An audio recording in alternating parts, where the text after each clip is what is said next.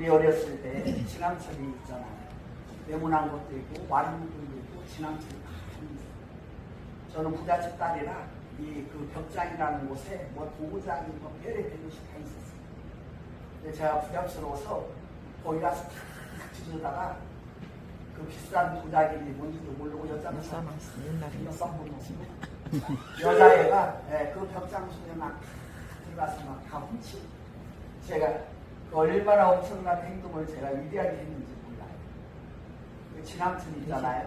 지남철을 쇠붙이에다 대면 그 부분에 쇠들이 따다다닥 예수를 쫓게 돼요.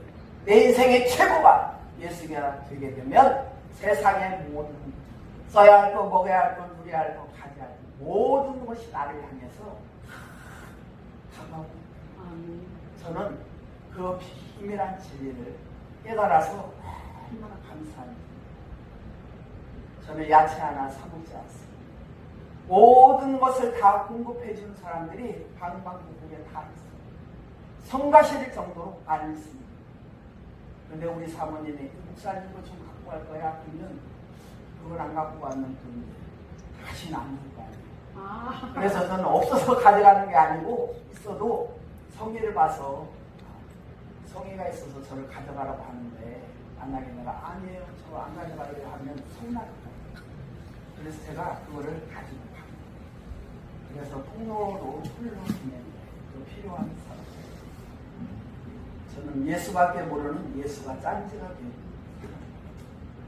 우리 자녀들 앞에서 제 자랑이 아니라 코로나 때 하도 사람들이 그 코로나로 인해서 많이 죽다 보니까 저희 딸이 갑자기 저에게 이런 말을 했어요. 엄마가 죽으면 매장을 해줄까 화장을 해줄까? 주의. 그 이야기를 듣는데 제가 평생이 못 살더라고요. 너무 서운한 거야.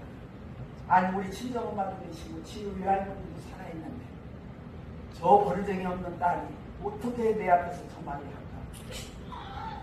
그래서 제가 입을 다물어버렸어요. 그랬더니 빨리 그 딸이 캐치를 하고 우리 엄마 지금 화났구나. 그래서는 더 이상 그 말에 진도가 나가지 않더라고요. 그 답을 하라고 했는데 제가 말을 안 해버렸어요. 화나서. 지휘 할머니도 살아서 지금 우리 집에서 살고 있는데 단 한 번도 제가 죽음을 생각을 해본 일이 없더라고요.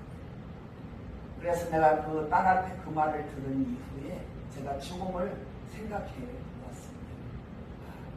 내가 죽은 후에 자식들한테 무엇라고 말을 해야 돼? 그래서 2년이 지난 후에 어떻게 가족들이 큰 사이고 둘째 사이 아들 남편 다 모이게 된 그 교회에서 제가 이렇게 말을 했어요. 우리 둘째 딸이 혜진인데 혜진이도 2년 전에 엄마한테 갑자기 노인돼서 아이 좀 봐달라고 해가지고 아이를 보러 갔는데 그 이야기를 한 거예요. 왜 그런 말을 왜 물어봤느냐 그랬더니 죽음을 항상 사람은 준비하고 살아야 되는데 근데 나는 그때 너무 충격을 받았어요. 근데 내가 오늘 그 해답을 내가 주겠다. 이 엄마가 죽으면 내 묘비에 이렇게 써놔. 예수만 쫓다가 예수만 따라가는 자 이용대 목사. 이렇게 써놔오더니 가족들이 그냥 패스된 거야. 아무도 의견을 달지 않아. 그러고 끝났어요. 근데 제가 그때 당시에는 딸이 이야기할 때는 서운했는데 어쩌면 그 아이에게 그 현명함이 있지 않아요. 주변에서 코로나로 인해서 막 어르신들이 막 죽어나가고 막 화장을 시키고 그 장례식장이 없어요. 장례를 고칠 정도의 상황이 이르렀잖아요. 근데도 제가 제 죽음을 생각하고 하는 거예요. 그 이후로 제가 죽음을 생각하는 사람이 되었습니다. 나는 어떻게 살다가 어떻게 하나님 앞에 쓸 것이고 믿는 자나 안 믿는 자나 백보자 심판대에 너 세상에 가서 몇 년 동안 무엇을 하다 내 앞에 섰느냐 하면 저는 할 말이 있어야 하기 때문에 저는 교회를 하는 목사입니다. 부흥도 하지도 못하고 성도도 많지 않습니다. 설명이 성도가 가족까지 합쳐서 10명이에요. 근데 제가 이렇게 기도를 많이 해서 이렇게 심령을 조금 읽다 보니까 성도들이 저를 이렇게 바라봐. 목사님, 하나님의 사람이라며요. 왜 그렇게 교회에 꿈을 못합니까? 그런 상태로 있는 게 제가 다 느껴져요. 다 보입니다. 이렇게 성도가 없어서 교회를 어떻게 운영을 하고 어떻게 합니까? 그래서 막 성도가 교회 때문에 막 걱정을 하는 거예요. 제가 무슨 문제를 많이 심으라고 하나, 어렵다고 이야기를 하나. 저는 부자예요. 저는 부자의식을 가지고 삽니다. 내 아버지가 만왕의 우악, 우주만물의 주관자, 세상에 못하실 것이 없는 하나님. 그 아버지가 내 아버지예요. 나는 그 아버지한테 모든 것을 기도해서 타서 쓰기만 하면 되는 이용재 목사 종인 것입니다. 그 대신 단서가 없지. 종은 주인이 기뻐하는 것을 해야 합니다.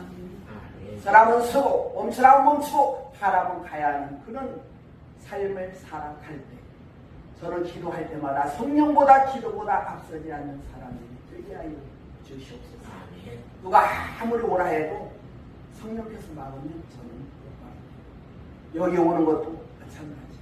갑자기 뭔 일이 생겨가지고 그 일을 먼저 해야 할 상황이 이러면 하나님이 오늘 희락교회를 가지 말라는 사인입니다. 저는 잠자고 일어나서 그렇게 봅니다. 이쪽으로 인도를 안 하면 저를 늦잠을 자게 하세요. 이거는 가지 말라는 사인. 제가 40년 동안 자동차를 운전하고 다녔는데 어느 날 오다가 이렇게 내려옵니다. 핸들을 잡지 마라. 오늘은 배드교통을 이용하라. 그런 감동이 내 속에서 올라와요. 그럼 저는 그날은 운전하지 않습니다. 그런 날은 막 사방 천지에서 막 우주수 목사님 차 좀 가지고 어디 좀 가면 안 되겠냐고 막 아우성을 막 치는 거예요. 그런 날은 하나님이 차 운전을 하지 말라 했는데 그런 날은 안 그러는 사람들이 막 전화가 빗발치고 차 좀 쓰면 안 되겠냐. 그럼 제가 적당히 선의의 거짓말을 하는데 또 저희 위대한 남편이 옆에서 목사가 그렇게 거짓말을 하는 건 아닙니다.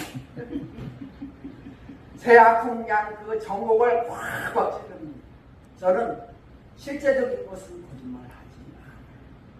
근데 만나고 싶지 않은 사람, 만나서 덕이 안 되는 사람은 적당히 핑계대서 저는 물리칩니다. 그걸 옆에서 다 보고 앉아가지고 목사가 저렇게 거짓말을 안 합니다. 목사를 저렇게 거짓말을 하면 안 되지. 그런 연단 속에 지금 살아가고 있는 과정 속에 있는 목회자예요. 목사로 사는 게 얼마나 힘드신지 선배 목사님 여기 계신 분들도 너무너무 실감하고 다 하십니다. 내가 뭔가를 이루고자 해서 그 일이 되어지는 것입니다. 사람이 아무리 뭔가를 이루려고 해도 하나님이 도와주셔야만 가능합니다. 저는 이제까지 살면서 응답받고 오는 목사라고 생각을 했는데 지금 2년 차 하나님께서 응답을 안 하시는 일이 있어요. 집을 팔려고 교회 가까운 곳으로 이사하려고 집을 내놨는데 그 집이 나가지를 않습니다. 30번을 봤어요. 오늘도 또 집을 3시 반에 보러 온다는 거예요. 근데 왜 이렇게 하나님이 집을 팔리지 않게 하시죠? 응답을 안 하신 것도 응답이라고 저는 생각합니다. 단 한 번도 저는 응답을 받아보지 못한 이게 처음이에요. 그래서 저희 엄마가 이곳에서 돌아가시기를 원하시고 가나안 새 땅으로 옮겨주시려고 그러시고 또 이렇게도 생각해보고 저렇게도 생각해보는데 답이 안 나오고 그래서 저는 그냥 마음을 비웠습니다. 팔리게 하면 이사를 가는 것이고 안 팔리게 하면 그냥 여기서 그냥 계속 쭉 살겠습니다. 그래서 제가 마음이 편합니다. 시편 4편 7절 주께서 내 마음에 두신 기쁨은 그들의 곡식과 새 포도주가 풍성할 때보다 더하나니. 다윗은 그렇게 고난 속에서 사울에 쫓기는 인생을 12년 동안이나 살았지만 기쁨을 이기지 못하는 그런 즐거움이 그 속에 있었던 것은 무엇 때문일까요?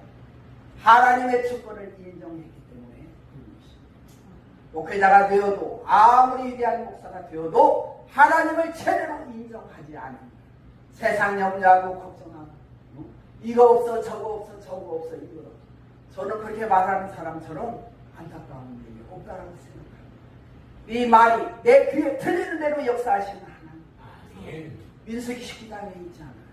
그래서 우리는 그냥 받은 것처럼 이야기해야 하나님이 채워주시는 역사를 행하십니다. 그래서 저는 총회에서요, 이용재 목사 그러면 부자 목사. 그래서 소문이 났어요. 왜? 총회를 해도 저희 교회 다 오라고 해서 식사 대접을 다 남들이 안 하는 거 그냥 기회만 되면 제가 할게요. 손을 들어. 이용재 목사가 부자니까 해야지. 그러면 그렇지요. 제가 이러는 거예요. 그냥 하나님이 부자를 만들지 않겠습니까? 아멘. 우리는 그런 오토바이서를 때로는 해야 됩니다. 누구 때문에? 살아계신 예수. 그분은 죽은 자를 살리시며 없는 것을 있게 하시며 암덩어리를 뚫어 녹아내리게 하는 그런 DNA를 우리 속에 다 심어주셨어요. 60조의 세포수. 날마다 4,000배의 감사를 하게 되면 우리 몸에서 다이돌핀 4,000배가 흘렀어요. 암덩어리로 뚫어버리는 그런 역사를 우리 DNA 속에 하나님이 다 넣으시죠. 근데 우리는 그냥 혀에서 내 입에서 일단 하나님의 축복을 다 막아버리고 이거 없어 저거 없어 저거 없어 이거 없어. 그리고 이거 안 돼 저거 안 돼. 원망 불평. 그래서 우리는 환경이 열려지지. 인본주의의 삶을 청산하지 못하기 때문에 신본주의로 나가지를 못하는 거예요. 로마서 8장에 무엇을 말씀하고 있는가를 우리는 깨달아야 합니다. 육신의 신앙은 사망. 영적인 삶을 살아가니 생명과 평안으로 나갈 수 있으면 우리는 깨달아 알 수 있는 저와